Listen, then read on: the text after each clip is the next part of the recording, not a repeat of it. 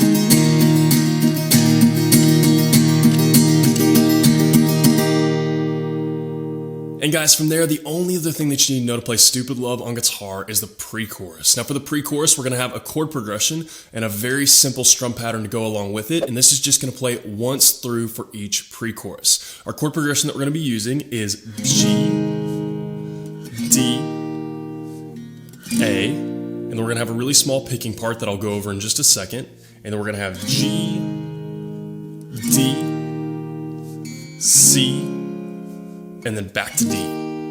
And that is actually right there just going to play once through for each of our pre-choruses, very simply, just like that. So you might have already kind of noticed, but we're going to use a single down strum for each of those chords. And that is it, guys. We're going to keep it really simple for this one. That matches up with the song perfectly. So let's walk through our chord progression like that, and I'll get to that picking part here in just a second as well. So first chord of the pre-chorus, we're going to hit that G. We got a single down strum, let that hang out. D, single down strum, let that hang out. A, let that hang out. And then we're going to do this little picking pattern. All that is, guys, is on top of our A, we're going to pick a 3rd fret on the B string with our pinky. And then we're going to take that off to our 2nd fret of the B string and pick that. Just those 2 notes right there. So all together, that first line will look about like this. We've got G, D, A, 3rd fret on B, 2nd fret on B, and then we're on to our second line, just like that. That's simple.